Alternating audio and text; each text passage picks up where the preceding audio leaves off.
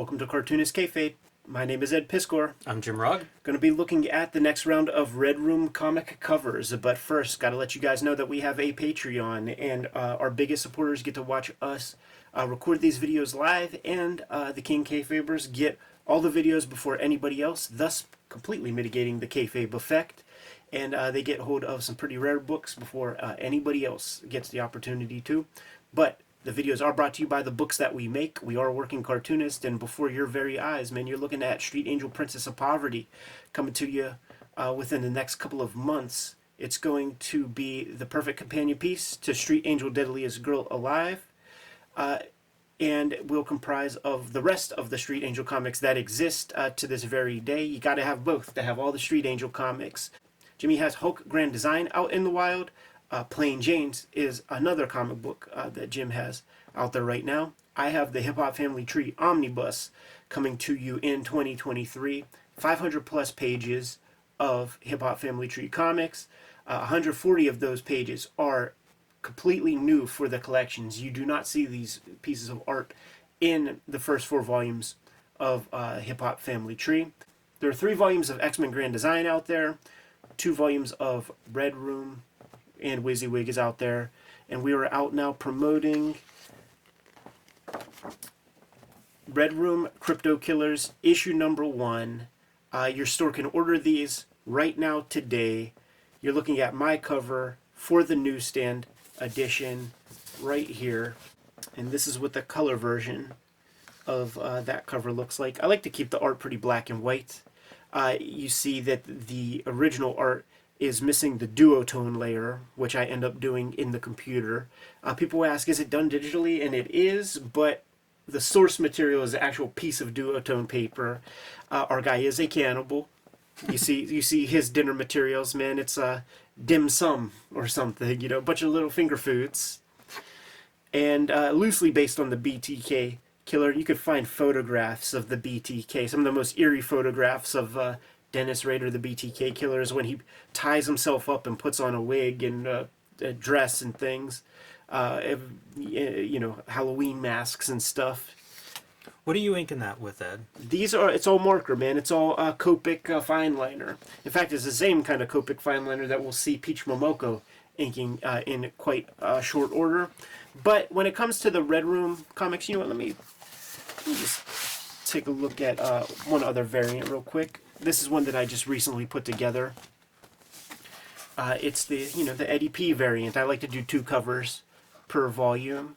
This is what the color version of that looks like, and we got the chains. We added some 3D elements, man. Like these chains get recessed thanks to the duotone, and we thought that it would be cool to get the logo to kind of weave in and out of the chains. Shouts to Justin, the designer, who sort of made that happen, because that was above my pay grade, man. But one of the things I was playing with when I was doing this illustration was I wanted to be a little bit more adventurous with lighting and just fucking dab down the shadow on the character from the chains. And, you know, you kind of only have one try at that, because I didn't really pencil that part. Just hit it with the fattest fine liner and just drew those chain textures, try to communicate volume like on the nose, or there are parts where you have to have the shadow kind of go along when there are little cutouts missing, and you just have to have the balls, right? You just have to go in and fucking do it. Put the hooks on there, and this was like the scariest one. I'm imagining that's the shadow for this one, and putting it on the guy's face, because like all of it was already drawn, so then you don't want to white this out and try and redraw things, you know, like that would be dicey, almost like just re-ink it all. So you wing it with the shadow, like you draw this thing and you're looking at it and you're like, I should have those shadows cast on there. Yeah. Do you scan it before you put the shadows on? I didn't. That's the move, you know. Yeah. Like all this risky stuff, I end up with like 3 or 4 scan versions if I'm trying something that you don't want to white out. So smart, man. I've done that before, like with some explosions and stuff like that, where I'm going to be getting a little kinetic, not exactly know how it's all going to shake out. I've done that. I didn't do it on this one because it was not too big a deal. Not too big a deal. That's neat. That's a neat effect, the shadows. So Jimmy's one of my ringers when it comes to this stuff. We do have a sketch cover that is available to anybody. You can order this but we do have the retail incentive variants. And there's that Jim Rugg joint right here. Also drew this all with markers. Yeah. Mostly microns. Okay. You know, I'm curious to try those Copic fine liners because it's not something I've drawn with. Yes. But most of this is all marker stuff too. Probably the one place where it might not be are some of the blacks, and that would have been like a Pentel brush pen. Yeah, and filling in blacks. And you could get the Copic. The Copic M is the brush pen for those. And this is probably the most time-consuming cover I've done for Red Room. Yeah, you got what, 5-6 characters. Liefeld is much more complicated than I think people give him credit for, and maybe not all his covers are this complex, but with that many figures, it is pretty tough. I like some of this stuff, like making the chainsaw gun instead of like the chapel gun. Heck of a scythe right here, man. That fit really well. Although I look at this sometimes and I'm hesitant to say it, but it's almost a Nike swoosh in the middle of your cover. Yeah, man. Something I'm sure they wouldn't appreciate. But otherwise, you know, it's sticking to that kind of layout. I come away with this stuff, like all the covers I've done so far have been books where I genuinely like this book or this creator or this cover or whatever. And same thing with this, you know, like Youngblood 1 was huge for me. Putting this together, it's almost like elevated my respect for what this cover is. It happens like that way. That many figures to be like dynamic and big and exciting and readable, really impressive to me on Liefeld's part. The other takeaway for me was the color stuff. Yeah. Because this is radical coloring for 1992. And, you know, the way I sample my colors is I literally scan the cover and build palettes. And I do this for all kind of stuff. I scan interior pages and build color that way. So, you know, the colors are based on that original cover, but it was still a matter of like matching up, like, where do you actually put these colors? Right. Because the characters aren't exactly the same as what's on Youngblood, so you don't get like a metal arm or something that, you know, pops out. And one of my big breakthroughs was making your clown red, the jumpsuit red. It started out as yellow. I did a different version. And once I made it red, it really made that character go back a little bit to allow this character to kind of separate. But that was a challenge. I believe it.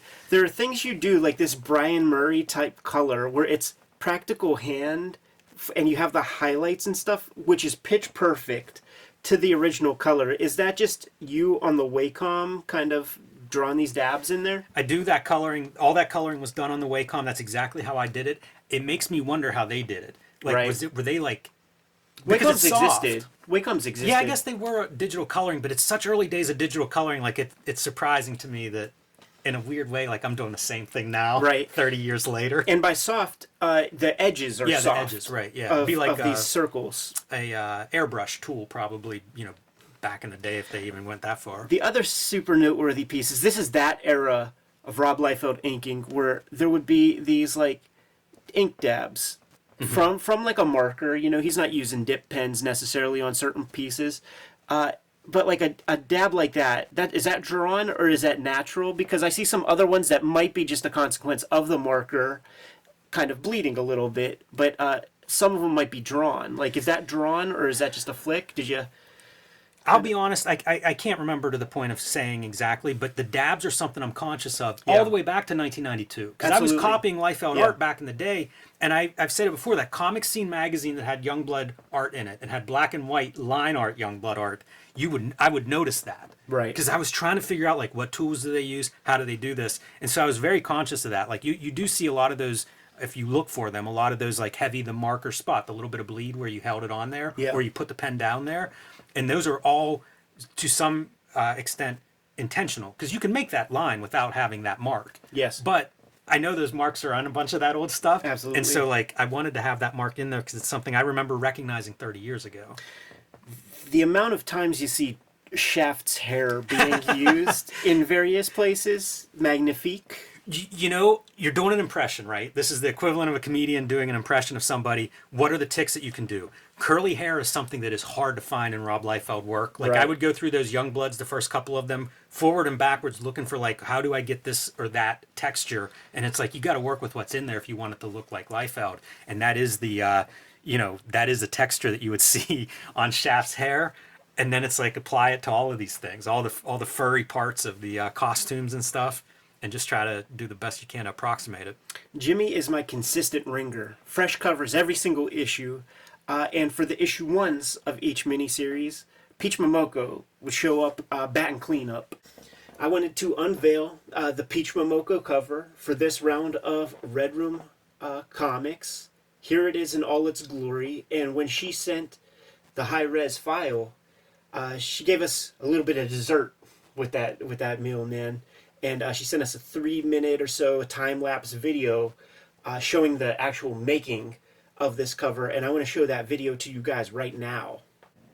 So thankful that Peach sent this video to us to show her process for how she drew this cover, because I showed it to you when we were doing some work last week, and there are things happening inside that mask and even around the eyes, and I'm just like, what tools did she use to do that? Couldn't even tell. She's using those Copic fine liners. I've been using those since the first time I went to Japan. I buy them by the gross now, and How they do are real those strong. compare for you to a Micron? When you erase, the black fidelity stays good. It goes on black. A Micron can be a little sepia, and the downside is that the ink stays a little wet, a little extra longer. But you will see over the course of this video, I guess they're waterproof Yeah, I'll say. because she is using a watercolor wash that we're going to see pretty soon on here. And to break in kayfabe, like we did a duo shade video, and I was going to draw a piece. You drew a piece, and by the time that I went to use a duotone on my work, it fucking bled the ink lines. I used that exact same pens, so the chemical of the duo shade reacted badly with the Copics, even though they are waterproof. I'm shocked by this part that she's using such a fine pen to do almost filling in blacks. Right. The other thing I think of when I watch this video is, how do you know when you're done with something? You know, that's a question a lot of times artists get, because like the black and white looks so good. It's wild. Yeah, she knows it's going to be a cover, and she works in color. You see how it's bleeding over onto the mask? In the final version, you don't even see those bleeds. So this is that kind of thing that like maybe an amateur would get nervous. I love seeing the hair dryer to speed up the process, man, to get that watercolor dry. But you see, she puts that level of gray over top of the mask. You don't even notice that it bled into the mask area. Look at it come to life. It's really interesting to see the color in the drying part, because we're going to see several rounds of that dryer, and you can see the paper shrink. You can, yeah. It tightens up. You see a warp, and then it just kind of flattens down, almost like shrink wrap. Like, look, you see it happening right here. You see she has it taped down at the borders. The reason for that is so that it doesn't get all warped and stay that way. Exactly. And here we see her with color pencil dry media going on top of it. That was the other thing I took away from this video, is how much different media she's putting onto that piece. Yeah. It's incredible how much is on the page. Yeah. Look at how big it is. That's a big piece of art, man.